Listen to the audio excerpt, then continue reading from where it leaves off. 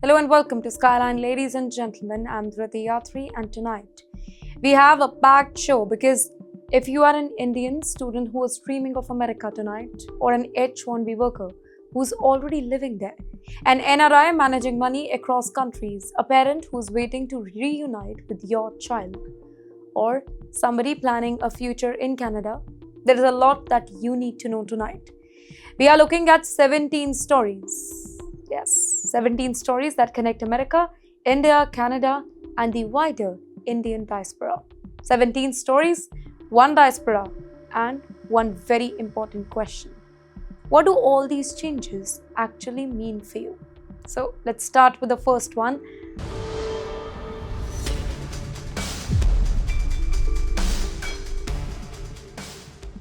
Let us begin with a number that is very difficult to ignore. $103,265 to be precise. That is the proposed standalone fee that the Department of Homeland Security is seeking to impose on certain CAP-subject H-1B petition. And this is according to the reports provided to TimesXP. And for Indian students and technology workers here, this is not just another immigration headline. This could change the economics of getting hired in America. You think about an international student who's studying in the US right now. You complete your degree, you move on to OPT. You work really hard. You start looking for an employer who will sponsor your H-1B. Now, traditionally, the biggest challenge that was getting selected in the lottery. But now, imagine adding a six-figure government fee to that particular equation. Suddenly, the employer has another question to answer. Do we really want to spend more than $1,000 just to sponsor this particular candidate? Now, it has two ways of thinking. For giant technology companies, perhaps that cost can be absorbed for a highly valuable employee. But what about a small technology company? What about a startup, a consulting firm, a mid-sized engineering company? And that is where the impact that could become much bigger. Ladies and gentlemen, the proposal described in the particular report also apply to CAP subject H-1B petition. And by the way, including the regular annual CAP and the US Masters exemption category here. But yes, certain CAP exempt employer, for example, qualifying universities and research organizations, well, they would not be covered in the same way. And existing H-1B workers who have already been counted against the CAP would also be treated very differently under the proposal here. So the biggest concern is actually about the entry door here. The person trying to enter the H-1B system for the very first time could face a very different calculation from somebody already inside it. And yes, for Indian F1 students, that distinction, it is enormous, because the traditional pathway, it has been very simple. Study, OPT, STEM, H-1B, and then potentially a green card maybe. Well, if the cost of that H-1B sponsorship, it becomes too high, then companies would simply decide to stop sponsoring the entry-level international graduates. And yes, then something very interesting happens. The student does not necessarily become less talented. The economics of hiring them simply changes. According to report, the proposal is currently not in effect and it remains subjected to the rule-making process here. So this is not a message saying that every H-1B applicant must pay $103,265 today. But it's a warning about where American immigration policy could be heading. And perhaps the biggest question, it's this. Is America trying to attract the world's best talent, or is it trying to make companies pay a much higher price for that talent? Because while Washington is discussing the cost of bringing foreign workers into America, well, another part of the entire system, it's just watching something else. Their digital lives. And that takes us to the story number 2. Because let's be honest here, the price of an H-1B may be going up, but so is the amount of scrutiny surrounding the person who's applying for it. For years, when people thought about a visa interview, They thought about documents, passport, DS-160, employment letter, degree certificates, financial records. But now, according to TimesXP's report, there is another part of the application that is attracting much greater attention. That is your digital footprint. If you're applying for an H-1B or H-4 visa stamp, your public social media activity, it could become part of the consular review process. So basically that means LinkedIn, that means Instagram, Facebook, X, YouTube. And the basic question for the officers, it is not necessarily, do we like what this person posts? It is much more about consistency and security. Questions are, does your LinkedIn profile match your immigration documents? Does your job title match the information in your H-1B petition? Does your work location make any sort of sense? Does your public profile suggest that you are doing work that your visa does not authorize? These are details that can suddenly become important. And this is where people need to be very, very careful. Suppose your official immigration documents say that you work as a software engineer for one company, but your public profile suggests that you are doing consulting work for another business. Now, that dilemma, it could raise a lot of questions. And also, the report says that H-4 dependents can come under scrutiny too, particularly around employment-related activity before paperwork authorization. And then comes another important warning here. Do not suddenly erase your entire digital history because you have a visa appointment coming up. In fact, the report also says that immigration attorneys caution against mass delegations because sudden changes, it can themselves attract a lot of attention. Now, ladies and gentlemen, the biggest story is here. It's simply not about Instagram or LinkedIn. It's about how immigration systems, they are becoming increasingly data-driven. Your application is no longer just a stack of papers sitting on a deck. It can be connected to the databases, employment records, travel record, public profiles, previous applications, as well as digital information. And here, for Indian professionals, that means only one thing: consistency matters. The information that you provide to the government should not conflict with the information you publicly present about yourself on any social media platform moving forward. And yes, remember here, this particular report, it describes this as a part of an extended vetting framework. Yes, it does not say that every post automatically leads to a visa refusal, not at all. But it does show a larger trend here. The immigration system is looking far beyond the passport now. It is looking at the person behind the passport.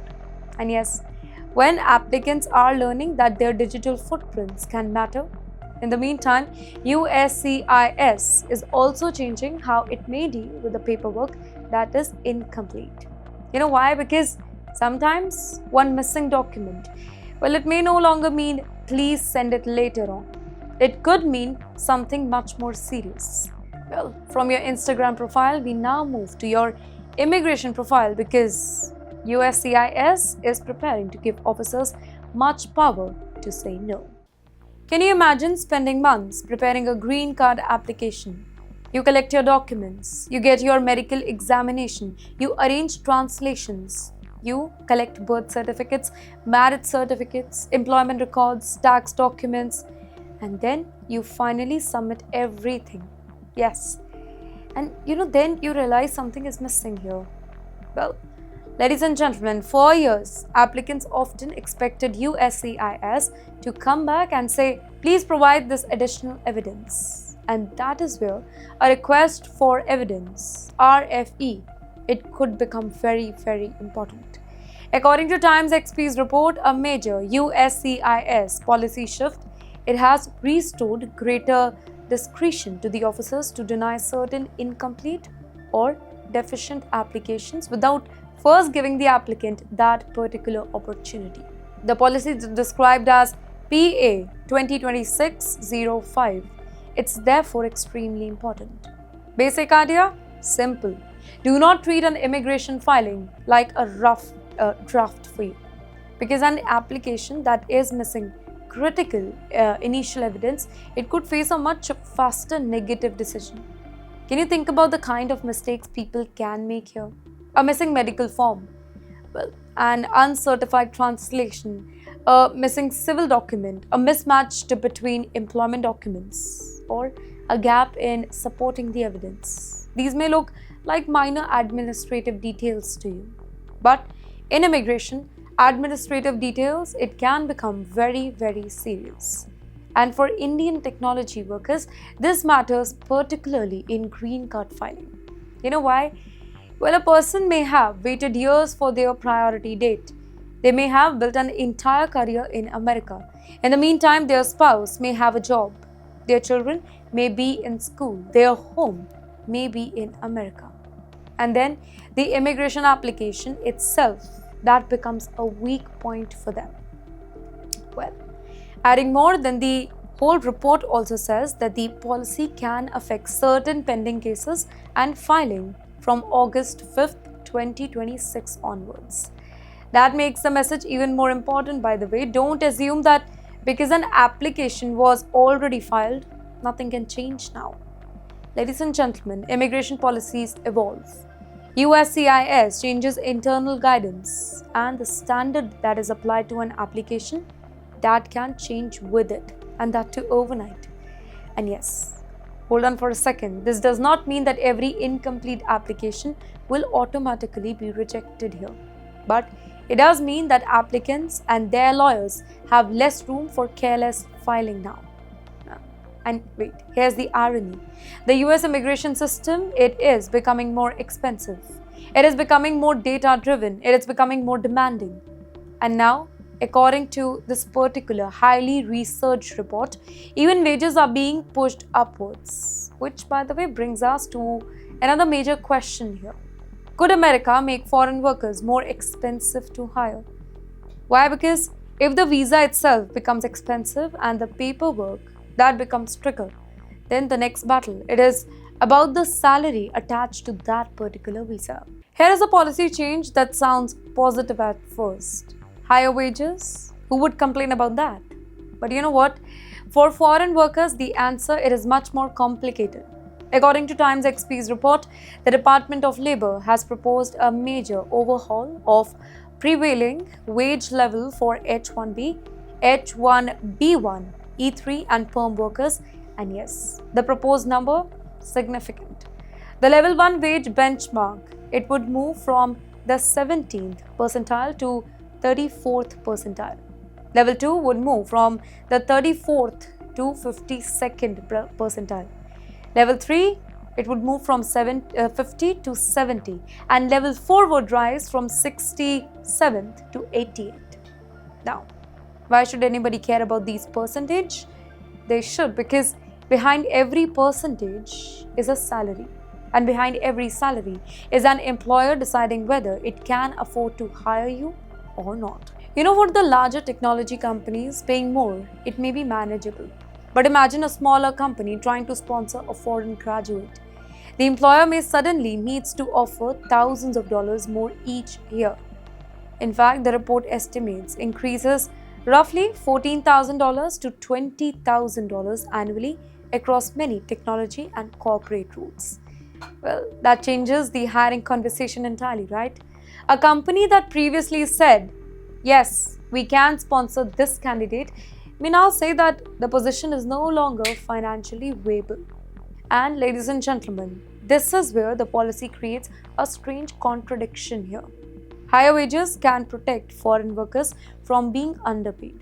But higher wages requirement, it can also make employers less willing to sponsor them. So, is this a raise or is it a barrier? It is potentially both, maybe. And yes, there is another layer here. The report connects this proposed wage overhaul with the newer wage-weighted H-1B selection system. If higher paid workers already receive better odds in selection and employers are simultaneously being required to pay their higher wages, then the entry-level applicant, that candidate can face a double challenge. The workers need the visa, the employer needs to afford the worker. And the company may decide that the easiest solution it is not to sponsor at all. This is specifically relevant for fresh graduates. And once again, Indian students are right in the middle of this particular discussion too, because the traditional route into the American technology market, it often began with an entry-level position. Now, if that first door becomes more and more expensive, then fewer companies may open it. And yes, that brings us to another H-1B story, one that looks at the lottery itself. So the question is no longer only how much does an H-1B cost? It can also be how many employers are still willing to enter that particular race. For years, the H-1B lottery was known for one thing: huge demand. Hundreds of thousands of registrations, limited visas, very low odds for many applicants. But according to a new report, the number of H-1B cap registrations have fallen sharply by about 25%. And you know why? There are several factors here. Let's talk about that. Stricter anti-fraud measures, higher registration costs, legal uncertainty, and now the proposed six-figure petition fee. Ladies and gentlemen, put these together and the economics that begins to look very, very different. Imagine a company that wants to hire 10 international graduates. Under the traditional model, it may enter 10 candidates into the lottery. But if every selected candidate would eventually create a six-figure government fee, the company may think twice. Maybe it enters fewer people. Maybe it chooses only highly specialized candidate. Maybe it hires somebody who already has work authorization. Or maybe simply it decides that we will hire this talent outside the United States. Yes, that's a possibility now. And that possibility, it is particularly important for Indian professionals here. Because India has a huge technology workforce. Here, ladies and gentlemen, companies do not necessarily have to move every single employee to America. They can build teams in Bengaluru. They can build their teams in Hyderabad, Pune, Chennai, Gurugram, and other technology cities as well. So the H-1B debate, it is not happening in isolation at all. It is part of a much larger corporate calculation. Where should this job exist? Well, that's the question now. And when companies can move the job instead of moving the worker, immigration policy begins affecting global employment geography altogether. Well, the report also discusses the legal history surrounding the earlier $100,000 H-1B fee effort and the subsequent federal court challenge further. But here the key point for the viewer. Very simple. The $103,265 proposal described in the report, it is not currently in effect. It is part of a rule-making process. And that distinction, that's important because headlines can make a proposal sound like a law. They are not the same thing, not at all. And yes, that brings us to another development that could affect people who are already inside America. Because once you are in the US, well, there is another document that, by the way, quietly controls your stay. Your I-94.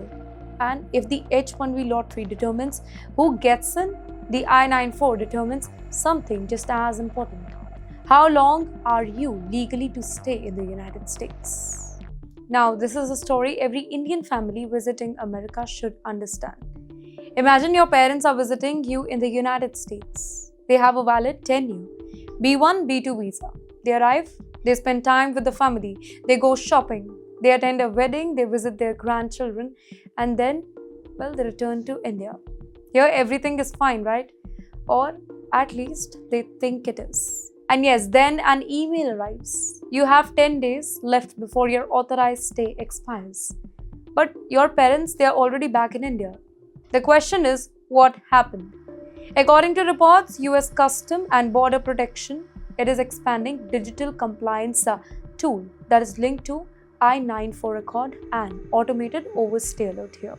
Here the system can use travel and departure information to determine whether somebody has left the United States or not. But the whole report, it also highlights the possibility of data error. A departure may not be recorded correctly. A flight connection may create a mismatch. A land border departure, it could also be misused, and suddenly the computer system believes a traveler is still in America.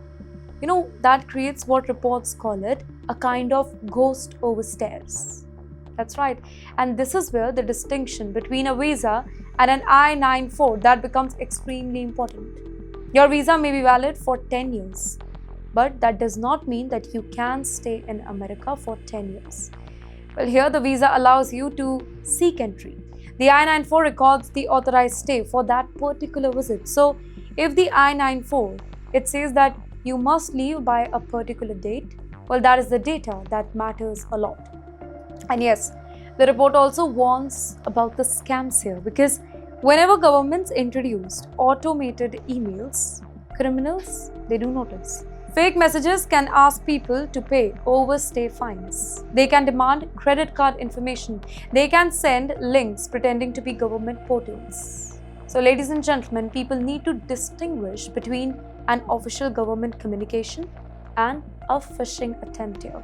And yes, if the problem is a genuine departure record error, the answer, it is not to panic here.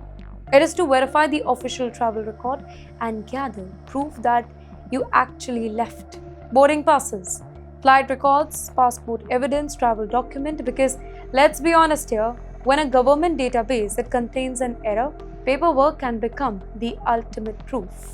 And that theme, paperwork deciding your future, it continues in our next story tonight, but this time the document, it is not the I-94, it is an advanced parole document. Because a computer error, it can create an immigration problem, but a change in legal interpretation, it can create an even bigger one. Well, for many green card applicants, advanced parole, it has been an important travel document. You have a pending adjustment of status application. You need to travel outside the United States. You receive advanced parole and you believe that you can travel and return while your green card application, well, that continues. But, ladies and gentlemen, according to TimesXP's report, with a lot of research, by the way, a new Board of Immigration Appeals decision, well, it has dramatically changed the legal landscape altogether. The decision, described as the matter of Del Carmen, Lara, reportedly overturned the protection that had expired under an earlier 2012 decision known as matter of Arabelli and Yarabelli. You know why that matters? It matters because the legal definition of leaving the US, that could become extremely important when somebody has previously accumulated unlawful presence. In fact, the report also explains that more than 180 days of unlawful presence, it can trigger a 3-year ban after departure, while 1 year or maybe more than that, it can potentially trigger a 10-year bar. Now, if we talk about the older interpretation, some people using advanced parole, they were protected from triggering those particular bars simply by traveling.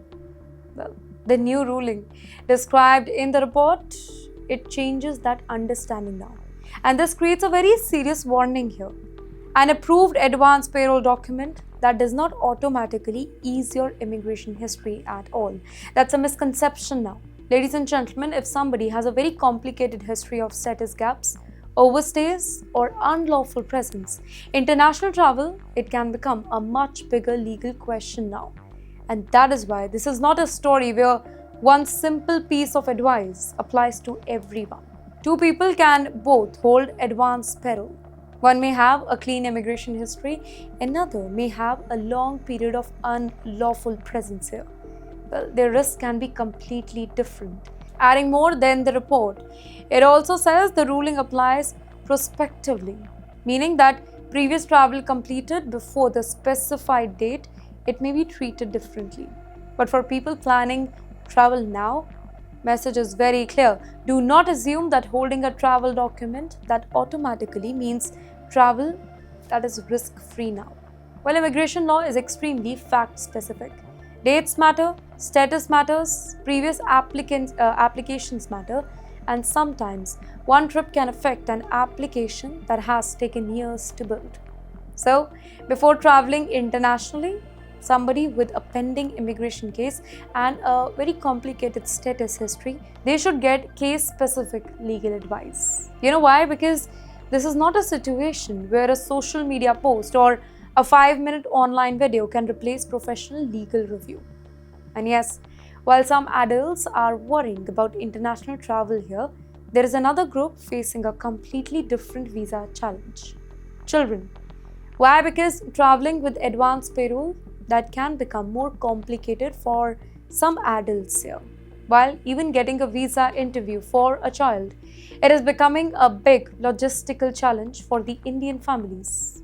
Well, for many Indian parents, taking a child to the US consulate, it has always been stressful. Documents, photos, appointments, waiting, and when the applicant is a baby, parents, they naturally assume surely the baby does not need to come inside, right? But hold on for a second. According to TimesXP's report, US consular officers in India, they have clarified that minor applicants must physically appear for their visa interview, including very, very young children, maybe infants. So that means the parents, they cannot simply show up with a baby's document and say, "Hey, here is my baby's passport. Please process their visa." The child must be present. And yes, this applies across categories described in the report, including dependent visas and visitor visas. Now, can you imagine the logistics here? A family traveling from another city, an infant, a stroller maybe, feeding requirements, long queues, security check, multiple documents, and then a consular interview. For parents, this is not a small administrative change at all. It can affect travel plans, budgets, and yes, there is another important detail here: the child's documents that needs to match. Passport, birth certificate, DS-160, parents' visa information, photographs, relationship document, and even small inconsistency that can create a big delays for you. In the meantime, our report, well, it also highlights specific photo requirements for infants and reminds parents that a guardian, they must properly complete the relevant application process. But you know, there is something important to remember here. This is not about the children who are being interrogated. No, a baby is not going to stand at the window and answer the questions. Well, the consular officers is verifying identity and directing questions to the accompanying parent or guardian here. So, if you are traveling with a child for a US visa interview, the bigger message, it is very simple now. Do not assume that age means automatic exemptions here. Check the latest immigration instruction before traveling, because let's be honest here, visa procedures can change, and the rules that applies to the child 2 years ago, it may not be the rules that are applied today. But yes, ladies and gentlemen, that brings us to a much bigger US visa story. Why? Because while some families are trying to get visas, thousands of others, they could potentially lose them. And from who needs to appear for a visa, we now move to a much bigger question: who could lose a visa that they already have? Now we come to one of the biggest immigration stories in tonight's program, ladies and gentlemen. According to our report, the United States is preparing to revoke potentially up to 200,000 B1 and B2 visas belonging to people who entered the country on business or tourist visas and later sought asylum. And Indians could be significantly affected here. You know why? Because Indians have historically been among the largest groups receiving the US visitor visa. Well, the basic issue, it is the distinction between temporary travel and permanent immigration system here. Well, a B1, B2 visa is designed for activities such as tourism, business visit, or family travel. Asylum is completely different immigration process, by the way. The Trump administration is now arguing that some people may have used visitor visas just as a route to enter America and then pursue asylum in an effort to remain permanently. Well, the State Department has described this as an abuse of their US visa system. And now there is another distinction here. Seeking asylum, it's a legal process, but the government can still investigate whether somebody misrepresents their intentions when they were applying for that particular visa. And that is the core issue here. According to the report, the proposed action could target B1, B2 visas issued between 2016 and 2026 for the people who later sought the asylum. Well, that could potentially affect people whose visas were issued years before. And yes, that is what makes the whole story very, very significant. Immigration scrutiny is not necessarily limited to the moment you enter America. Remember that. Your immigration history can continue to matter later on too. The report also describes a much broader review of millions of visa holders and previous visa reallocation involving allegations of crime, fraud, immigration violations, and national security concern. But once again, there is a distinction here between a government proposal or reported plan and a final implemented policy. And viewers need to keep that distinction absolutely clear, because immigration headlines, it can move very, very fast. A proposed action, it can become a policy. A policy can face lawsuit. A court can block it. And the final result, it can be very different from the original announcement. But there's another story where the whole situation is much more immediate. And that one has nothing to do with Washington. It is unfolding in the Himalayas. From immigration documents in America, we now turn to the disaster in Nepal, where hundreds of travelers were suddenly cut off from the outside world. Now the story is heartbreaking. A pilgrimage that was supposed to be a journey of faith, it suddenly became a desperate search for missing travelers. Ladies and gentlemen, devastating flash floods struck parts of Nepal near the Tibet border, killing multiple people and disrupting roads and communication. Sadly, among those reported missing, there were Indian nationals, NRIs, foreign citizens. In fact, the early figures included 37 NRIs and 105 Indians, along with Nepali nationals and citizens of the United States as well. But there is one critical classification here. Being listed as missing, that does not automatically mean somebody has died. In a disaster zone, communication can collapse, roads can disappear, phones stop working, entire groups can become unreachable. So, authorities often initially classify people as missing simply because they cannot confirm their location. And that distinction, it really, really matters.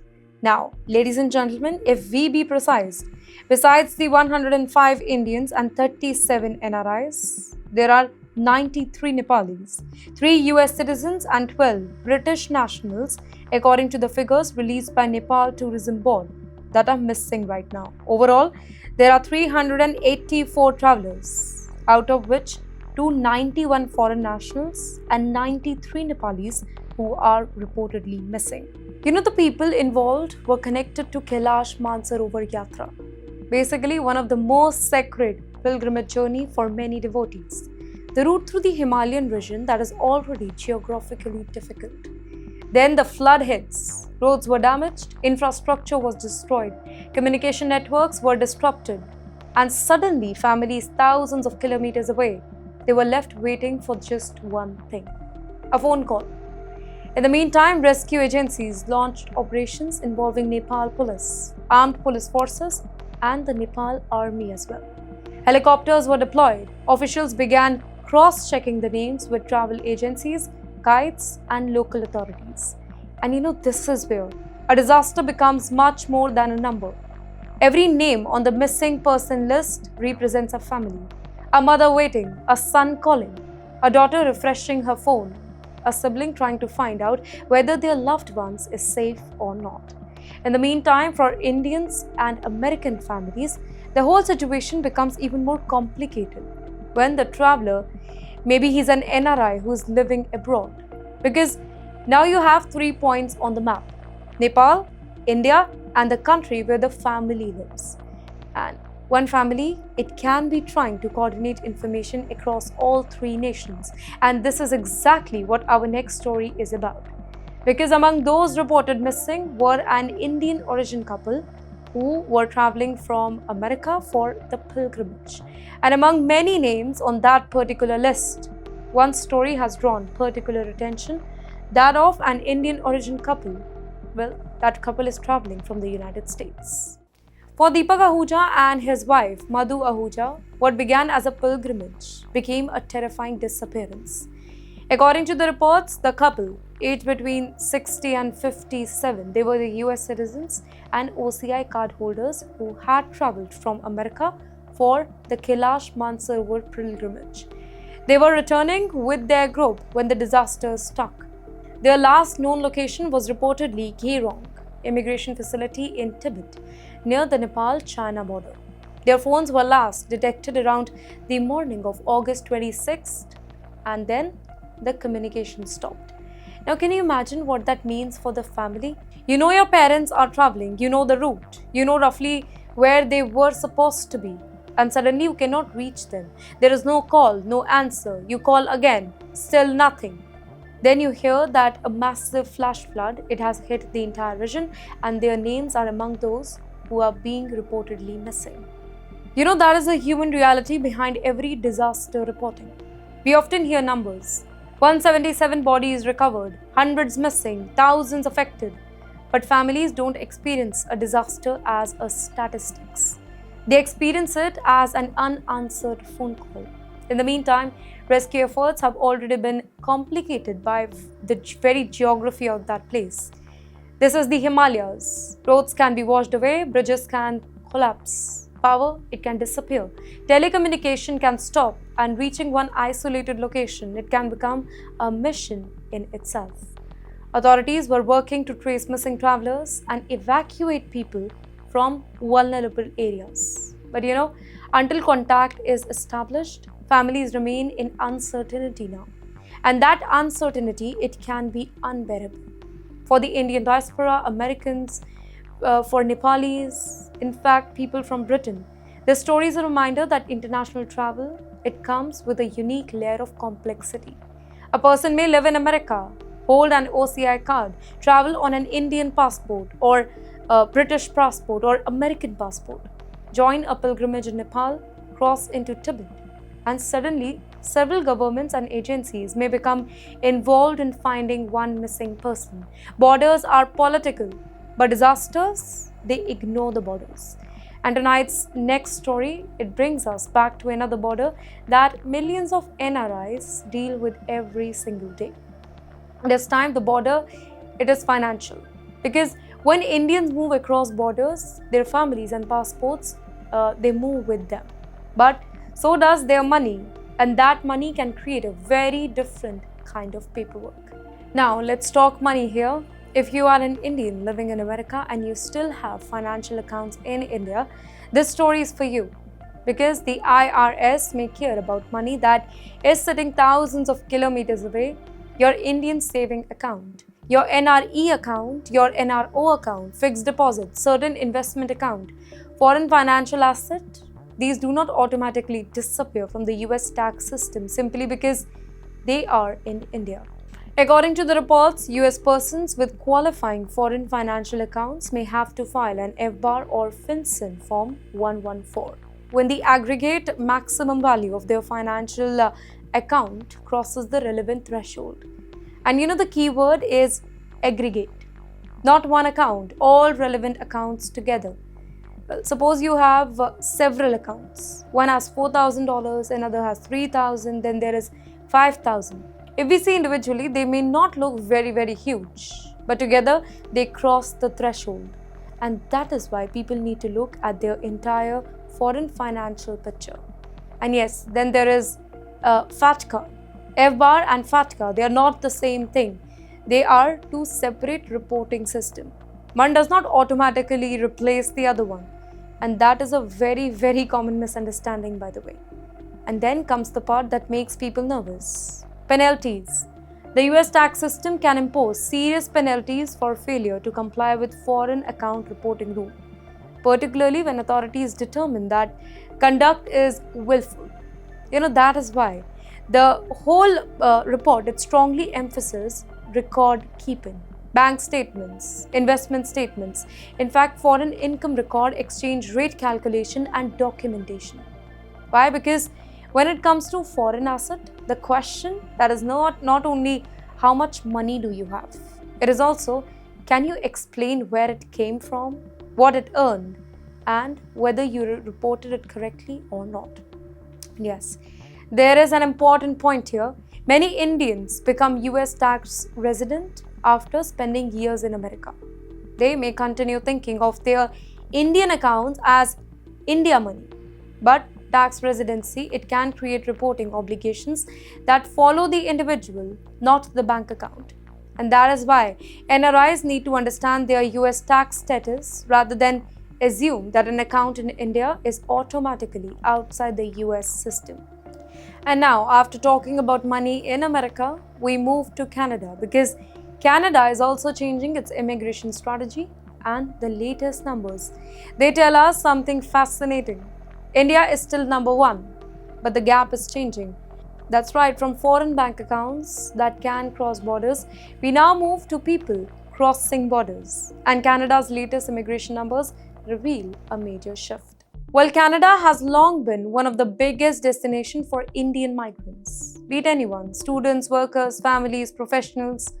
But for years, the assumption was simple. Study in Canada, work in Canada, get a Canadian experience, apply for permanent residence. But the Canadian immigration system, it is becoming more selective now.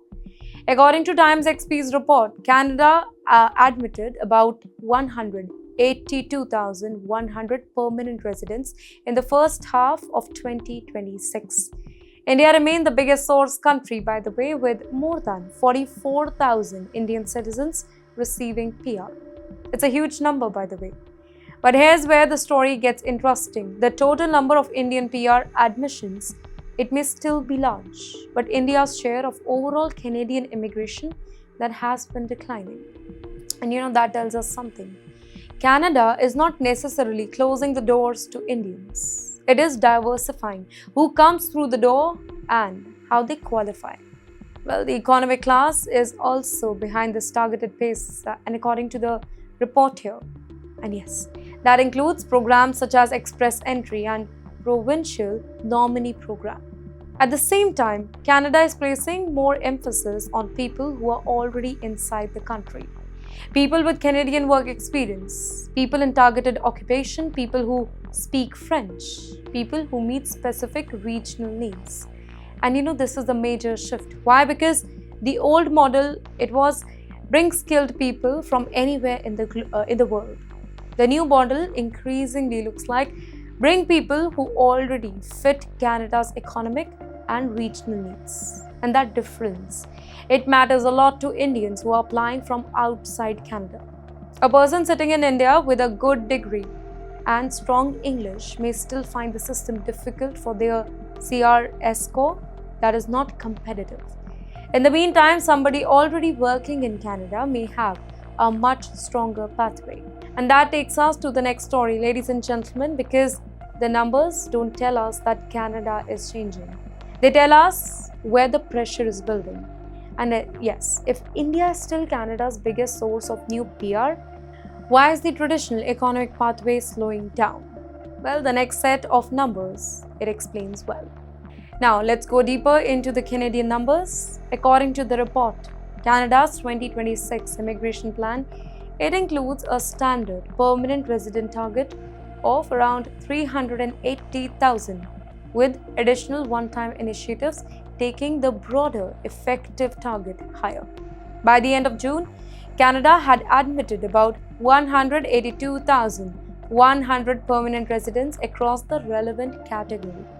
But the important number, it is not only the total. It is where those permanent residents are coming from. The economic class is behind the schedule, by the way. Well, that includes skilled workers pathway, express entry, and provincial program. And this is where Canada's immigration strategy is becoming clear. Ottawa has been dealing with housing pressure, infrastructure concern, population growth, temporary resident number, and public pressure around immigration. So instead of simply increasing the number of few people entering from abroad, Canada is increasingly trying to convert some of people who are already inside the country into permanent residents. And that means a person working in Canada on a temporary permit can become more strategically valuable than somebody sitting outside Canada waiting for an invitation here.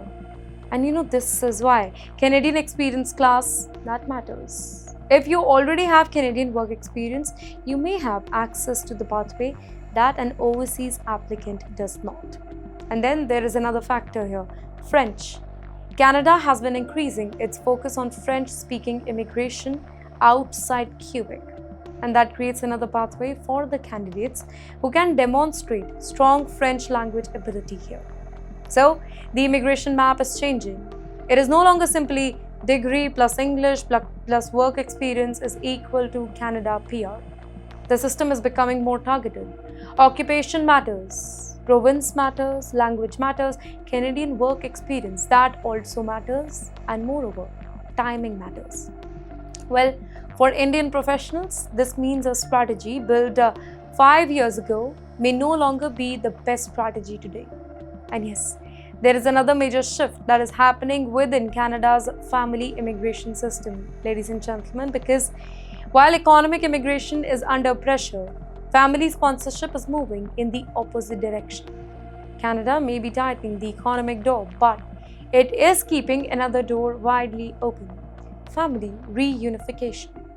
There is an interesting contradiction in Canada's latest immigration numbers. The economic stream is behind target, but family class immigration is moving faster.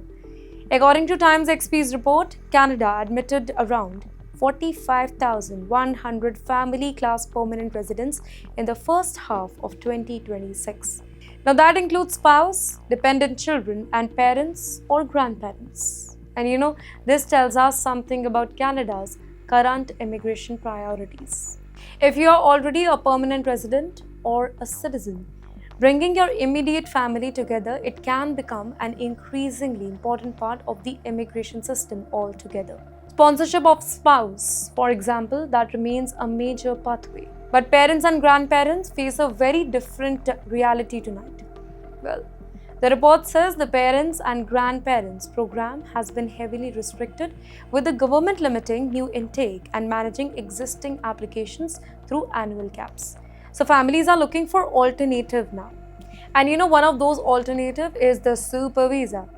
Unlike permanent residents, the super visa is designed to allow eligible parents and grandparents to visit Canada for extended period of time. But it does not give them permanent resident status. It does not turn into citizenship automatically, and that's an important point to note. There are financial and medical requirements that you need to provide. So families are increasingly having to make a difficult choice here. Do we wait for PR pathway that may take years now? Or do we use a temporary pathway to keep parents very close while the family continues living and working in Canada? And this is where immigration becomes extremely personal. Why? Because when governments talk about family class, well, they are talking about numbers here. But families, they are talking about birthdays.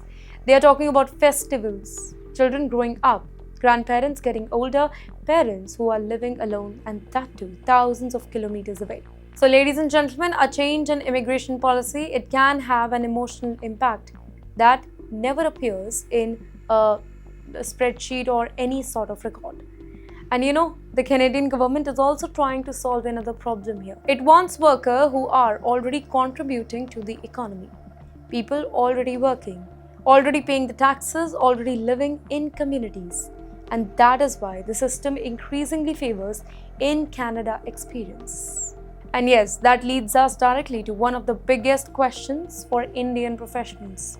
What happens if you are outside Canada? Because Canada may be welcoming the family members and experienced workers already inside the country, but for someone who is sitting in India, the express entry door, that is becoming much harder to reach. Well, for years, express entry was one of the most attractive immigration systems in the world. You could be in India, you could have a master's degree, you could have strong English, you could have several years of work experience, and you could compete for permanent residence without first moving to Canada. But according to the report, that calculation has changed dramatically. The CRS cutoff for many general and Canadian experience class, that draw, well, it has remained high, and that too extremely high. And that creates a problem for overseas applicants. Why? Let's talk about that. Can you imagine somebody sitting in Bengaluru? They have a master's degree. They have several years of technology experience. Their English scores are excellent. Their CRS score, it may land somewhere around the high 400s. But if invitations are going to candidates with scores above 500, the person remains stuck. Not because they are unqualified, not at all, but because the competition has changed now. And Canada has another level here. Well, Canadian work experience. A person already living and working in Canada can become much more competitive. And then there is provincial nominee program. Basically, a nomination can dramatically increase a candidate's CRS score. And yes, then comes the French language route. According to the report, French language draws have produced much lower CRS cutoff than many general draws. So suddenly, language is no longer simply a communication skill. It can become an immigration strategy. And this creates a new roadmap for overseas applicants. Improve French. Look at provincial nomination. Consider an intra-company transfer. Explore regional program and look far beyond Toronto and Vancouver. Let me make it easy for you. Stop waiting for the old system to come back. The system is changing, and if your strategy depends entirely on the general express entry draw, you could spend years waiting. And yes, that does not mean Canada has closed its door. It means the doors have become more specified now. The people who understand where those doors are may have a better chances of getting through them.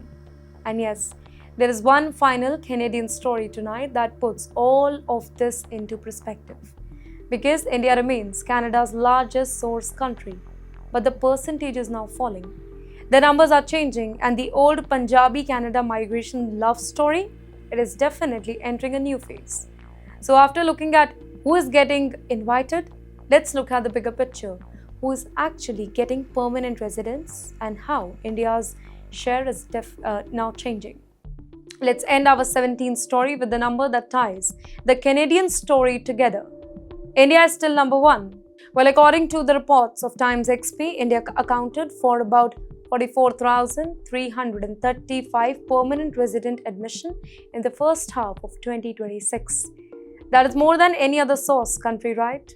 Then the Philippines follow, China came next.